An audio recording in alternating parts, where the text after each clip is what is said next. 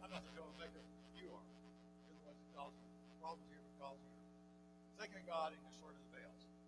And so that was the real problem there. It's not drought, not the lack of something to eat and water. It was idolatry. That was the problem. And that was all Ahab and not Elijah. So we have the contest that Elijah recommends or sets up for them on Mount Carmel between the 450 prophets of Baal and himself representing Jehovah. Equal altars, equal bullocks to put on the altar, and you call on Baal to come down and burn it up with fire, and then I'll call on God to come down and burn it up with fire, and we'll see which one's God. So it goes on all day long, and doesn't happen. Elijah gets on to him for bouncing back and forth between two different things. Are you serving God or are you serving Baal? Make your mind up for that. So obviously they tried all day long. Baal did not come down and burn the altar up for the sacrifice of formal water on. Elijah's no way it's going to burn naturally. And God sent down as soon as the altar, the wood, the sacrifice, the wood, and the altar, and scorches the ground. All there. And the people at that point didn't say, Jehovah's God. Jehovah's God. We recognize that. We know that. But it doesn't last. So short-lived. And we'll get more into that. We talked about then the reference in James chapter 5 back to Elijah in prayer. The example of God, Elijah, praying earnestly. And there's one point I left out. I will put in here. And if you were here last time, you remember a conversation about that. And praying for one another. And who's doing the praying? Righteous man is. So if we are praying for one another, and it's the righteous person doing the praying, that means that we're the ones that should be righteous, praying for one another. Talk about the type of prayer we're praying, and that. Now, it uses, of course, Elijah for example. But look at the part that's underlined on the screen up there. What is that saying? Elijah was what? Man, what? Nature like ours. This example that he's using here of Elijah is not some elite friend, saint of some kind that has the ability to pray to God and get answers. But it's Elijah. He's a man. He's a man like us. So the example goes back to the fact that, yeah, it's the righteous that's doing the praying. We're the righteous. We are. We're living like we ought to be. And the difference between us and Elijah, he was a prophet, we understand that. But when it comes to the praying, we're the righteous. We pray. And God will hear our prayers. He'll answer our prayers as well. I did not make that point about Elijah, a man with nature like us last time. So it kind of come down to, and this again was not meant to be critical of anyone, but the last time we really prayed this effectual, fervent, earnest prayer that we talked about last time. Because we do, it avails much. Okay. Full background, moving to chapter 19. 19, and we've got about half of 20 today. Right, this big contest is going on, and at the end of it, when the people recognize Jehovah as having brought down the fire and burned the altar up, what did they do to the 450 prophets of Baal? They killed them. Killed 450. And who's kind of over this whole Baal worship thing? Jezebel is, okay? And she obviously was not there, so Ahab goes back. Mount Carmel's way, way up here at the top of the map, so you kind of know where it is. Things will read a little bit. Here is Samaria, the capital here. Of course, Jerusalem down here. Carmel way up here. Talk about that for a minute. So Ahab goes and tells Jezebel what's happened. By the way, Elijah just had 450 of your prophets killed. That puts her into a rage. It says, by this time tomorrow, Elijah, you're going to be just like them. That's the queen speaking now, and she ain't got her man because what he's done, and disproved by God, by Baal, idol here, speaking God, and kill all my prophets, and tomorrow you're going to be dead, Elijah. So that puts a little fear in Elijah. So he gets up and leaves. He runs. So he goes from Mount Carmel, where up there all to go, come back down through this Jezreel Valley, and he goes to Beersheba. Beersheba is on the very, very, very south end of Judah. And as far outside as you can go, and still be in the land of Palestine, the land of Israel, land of Canaan. He leaves and goes as far to get away from her as he can. He leaves his servant there, and he goes into the wilderness a little ways, and he gives up. He says, God, I tried, but just didn't do it good. Just take my life and get me out of this thing. Just get me out. Where was he? Where was he? Just a few days before. Literally on Mount Carmel, high. He wasn't high on Mount Carmel physically. He was on high. He just got through defeating the prophets of Baal. But now he's down this very, very, very low place. He said, God, just take my life and get it over with. So Elijah goes to sleep. The angel wakes us up, and it has food and water for him. It says, get up. He does, back to sleep. Again, the angel wakes up and says, get up and eat. Because this food has got to sustain you for a long journey. So he sends Elijah then down to Mount Horeb. Mount Horeb is another name for Mount Sinai. So he's come from way up here, Mount Carmel, over and down to Beersheba, the very end of the land.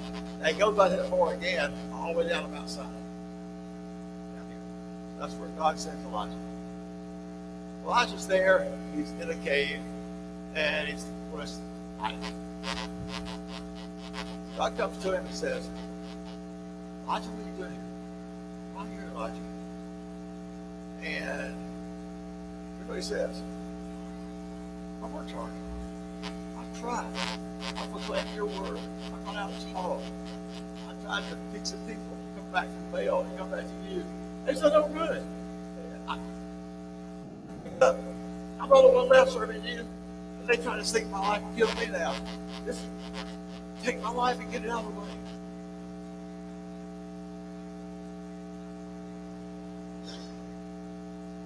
Then there's this tremendous wind. I know what picture to use to try to illustrate it.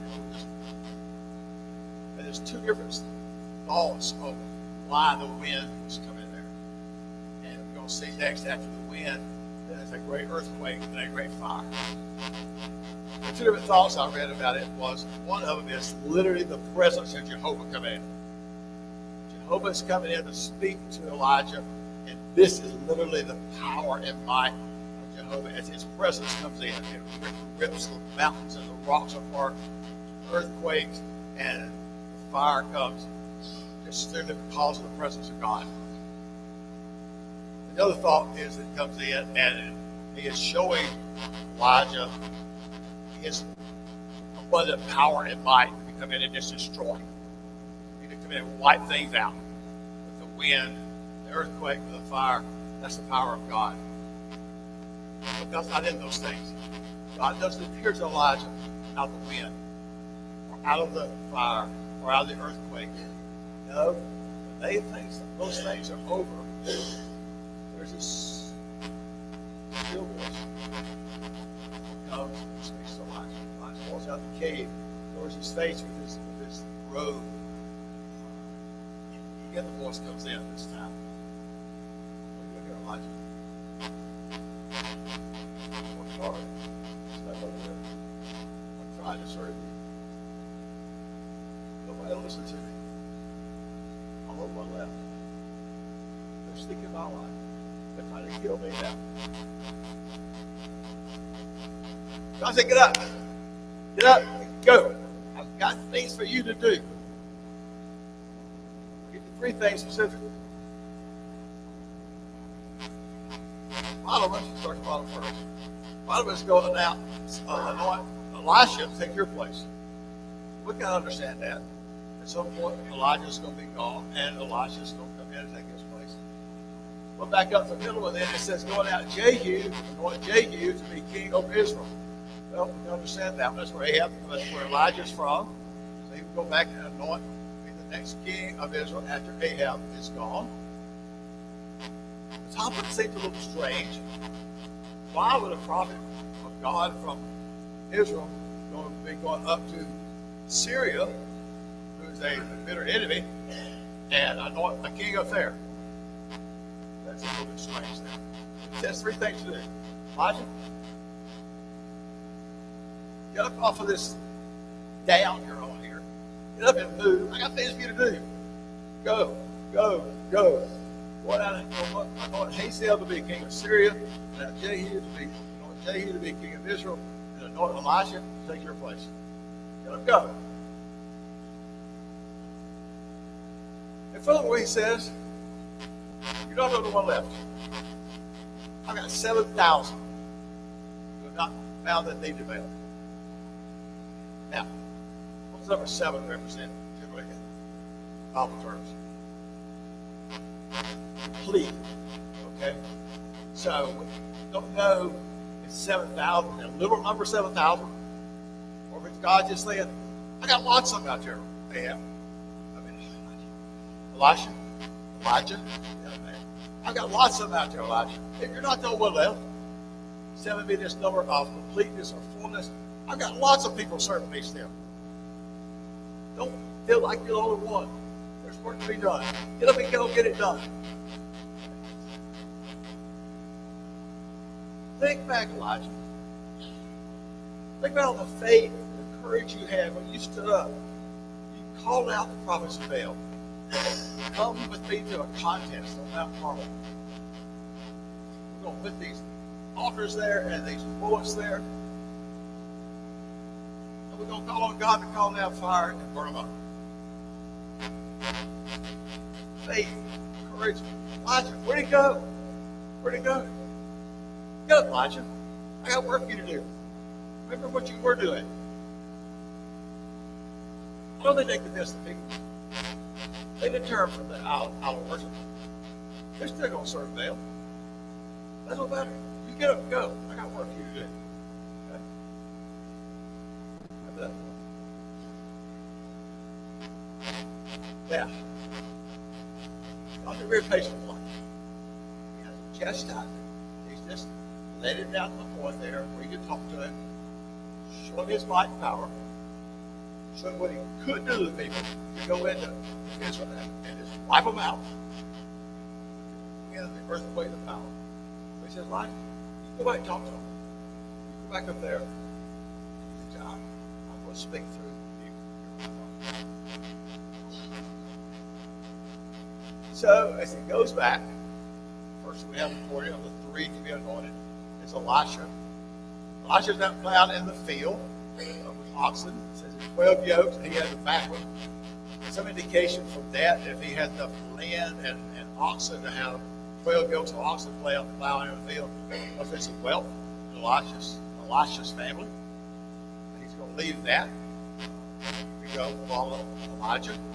He said, let me go back and tell my folks goodbye, and then I'm going to follow you. And he does. He goes back, takes those oxen, kills them, builds a fire, makes a sacrifice, and a feast, feeds the people. Then he leaves and goes to be a servant to Elijah. So now we've got Elisha, if we brought in the picture, and Elijah are working together. Elisha is a student, if you will, of Elijah. Now the other two he's going to do is the capital of Israel is Samaria. That's where Jehu would be serving. And way up here to the north, Dan, where the island was, Dan to Beersheba, the length of the land. Way up past that, Damascus, Syria, so he's got to go up there and anoint Hazael to be king of Syria, which is, like I said, the bitter enemy of Israel. Battles and battles. That we get into one day, and then next time we'll go on. Here are the Syrians. Just got to talk about them. They come in and attack Ahab in the north. Now, keep in mind, Jehoshaphat, the good king, is still ruling in Judah. talk about them much today. Ben-Hadad is king of Syria. Hazael will be the one that follows him. Like James will follow Ahab, and Elisha's going to follow Elijah. All get lined up by God. Ben-Hadad's king of Syria, up in Damascus with them. He's got together this federation. He got 32 kings.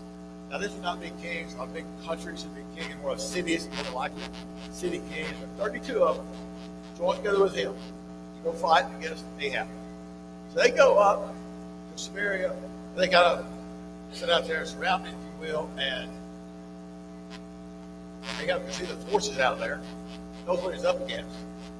So Ben-Hadad sends a message again to Ahab and says, I want your silver, I want your gold, I want your loveless wives, and your Elisha's children. Call on. Send them out to me. They have food. Let me tell you. You have them.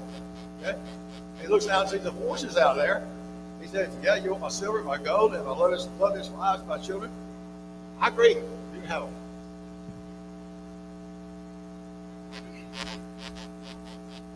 So, Ben-Hadad comes back. Next day he says, not enough. Also, tomorrow my messengers, my people are going to come in, and they're going to find anything in the city that pleases you, anything like you would want, anything that you want, and they're going to take it. Not just your silver, your gold, and your wife, and your lovely children. They're going to come and say, anything that you've got that we think you want, that you'd like to have, is valuable, we're going to take it. So that's Ahab said, wait a minute. That's the army's still out there. He gets counsel from some of the wiser elders, and they said, no, that's too much. So he sends back to reply to Ben-Hadad and says, okay, the first thing I agree with, but now you've gone too far. I'm not going to agree to this. We're brave. You got Ben-Hadad with 32 kings joined with him out there, sitting outside your city, making threats. Ben-Hadad says, okay, I'll take your city of Damascus, and I'll make it look like I picked up a handful of dust. That's good out. I'm going to annihilate the city. About that time, Ahab's got where this statement comes from, I don't know. Never heard of Ahab, don't count your chickens before they hatch, or something like this. Well, that's kind of what Ahab says. But they didn't got the victory that's over yet. Yeah. What gave him the courage to say that? I don't have the slightest idea. But the prophet comes in to see Ahab. I'm sure he's very surprised to see. And says, God's going to give you the victory. God's going to give you the victory. Not something he's used to, but he's going to do that so that you will know that God it is.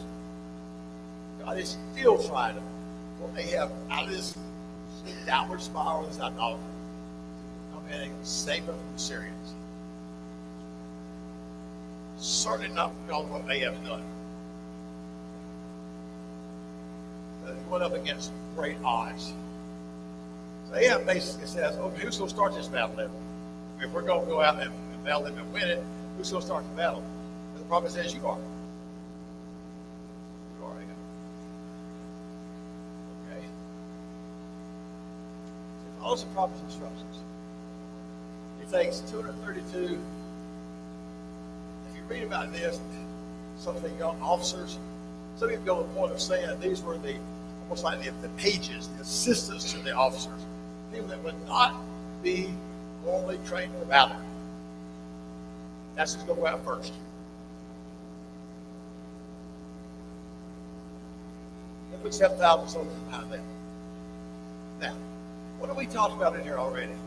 About how much help God needs to win a battle. God saves by many or by few, right? Talk about Jonathan and his armor bearer.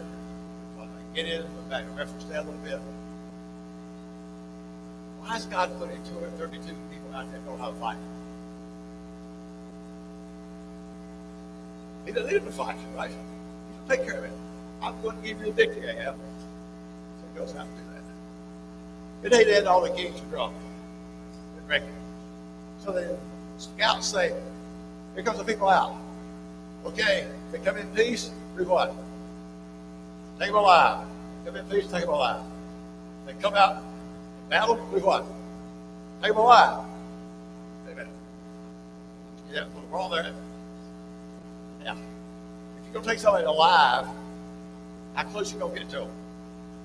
If you're going to kill them, they come in war, kill them, what are you going to do? You go in there, you're going to shoot them, you never get close to them. But if you're going to take them alive, you get close to them. They do that, these young officers, they start killing every Syrian they come to. They get riled up, they get scared, and they flee and they run. And God gives his victory. He doesn't need a big army. They may have this victory, and that's where you're all alive for the day. Before the battle next time. Okay. Thank you, everybody. We got this. How much about this?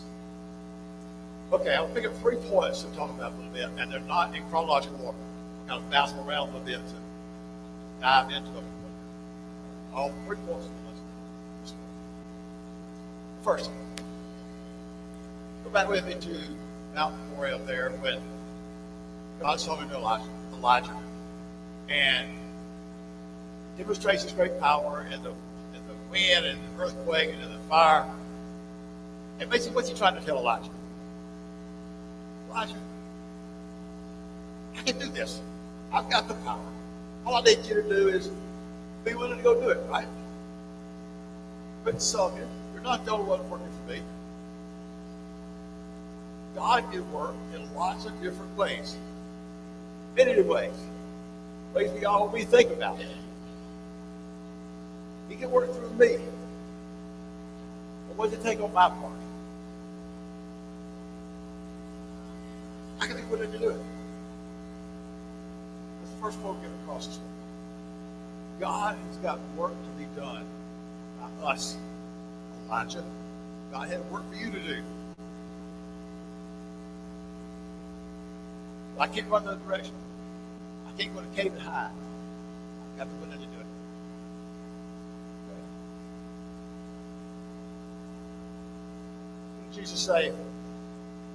His parents came back to the temple to find him. He was 12 years old. I got work to do. I got work to do. My father's business. Colossians chapter 1, Paul is praying for Colossians. He said, I pray for you that you be filled with the knowledge of his will. And then verse 10 says that you may walk. Look at these points. That you walk worthy of the Lord, fully pleasing to him, being fruitful in every good work. This is the work for the Colossians to do. And then increasing the knowledge of God. All this pray to the Colossians. Colossians got work to do. And in 2 Timothy, we're equipped. Better thing we need to do the work, right? If we study the scriptures like we talked about, spend time over and over, we'll be equipped to do the work. So I got to put it to go do it. First one. Second one. Let's go back and think about the faith and courage that Elijah had in that moment. When he put the altars up there, and did he know God would come down and burn that fire, that altar up? Fire. He didn't know that. But he had faith in God that he would do it. He had enough courage to stand up to those 450 prophets of Baal and draw the contest out there. God's patient. God be patient with us. But there came a time when what God tell Elijah to do? Get up and go. It's time to go to work now. Okay? So we'll keep building our faith. We'll keep growing. Our theme for the next year is increase by faith. So the apostles asked Christ to increase our faith. Put the word by there so we get it personal. Increase my faith.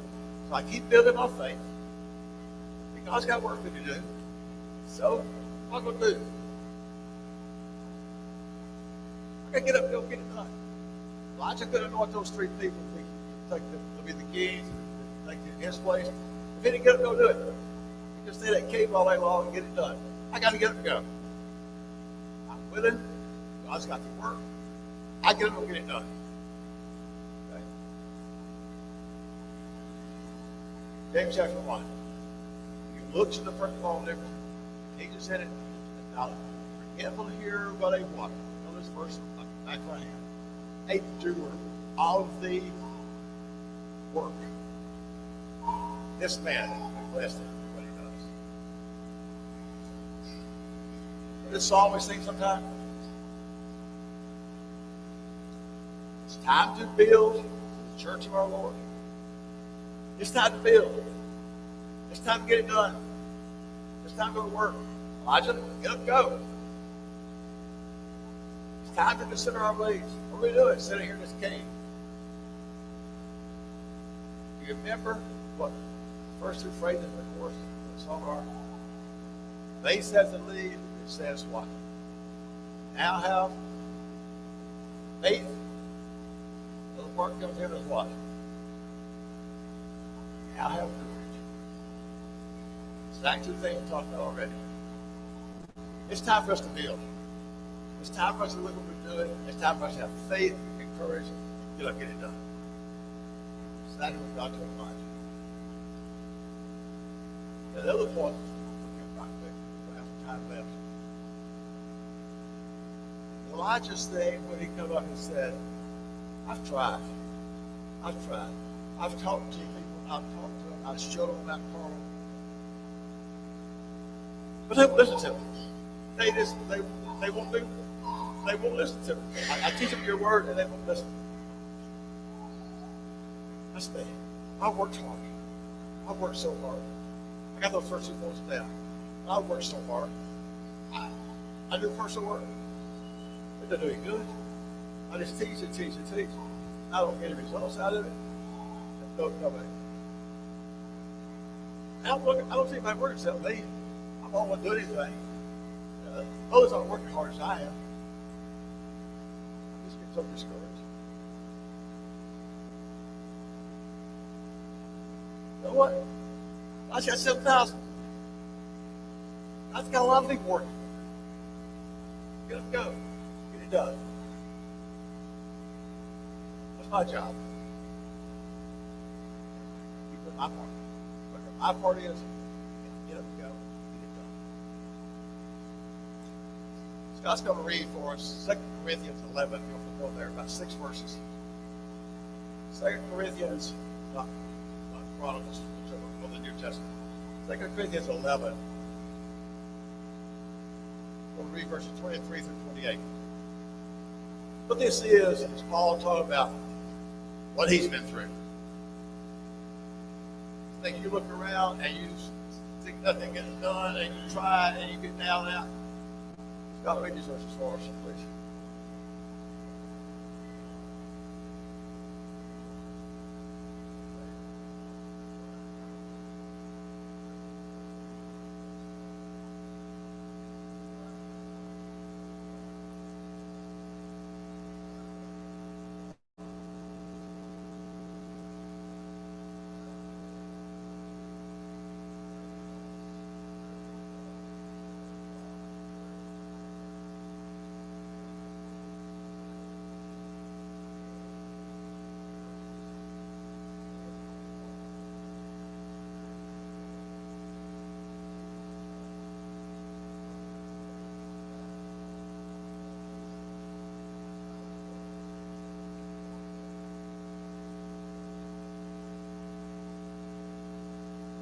We got a problem.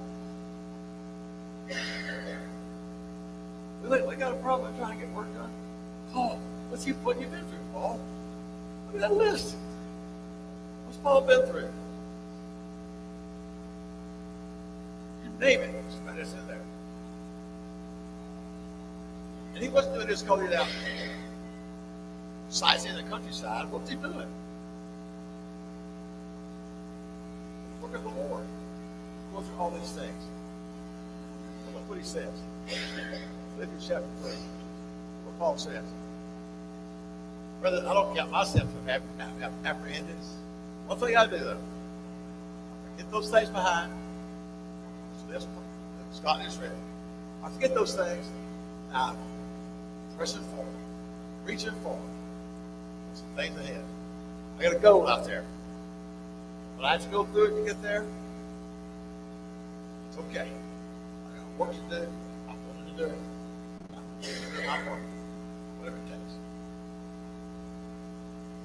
Where I was sitting out there, Paul said, I'm going to, whatever it takes to get through there, get there. I'll do it. So, Elijah, are you willing to get up and go? Get up and go. I got to tell you to do, Elijah. Going north this one, going north this one, going north this one. Besides that, you're not by yourself. There's other folks working. Get your faith up, Elijah. Get your courage up. Let's go back and go to work. How about us? Are we willing? Got our faith up, got our courage up, ready to get up and go. We'll be down and out sometime. It's all right. You gotta go again. Okay. Off my soapbox. Go preaching. What else? Well, I got a comment. Talk about it.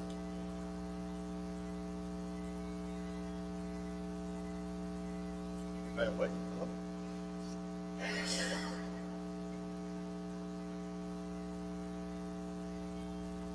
All right. I'm with it.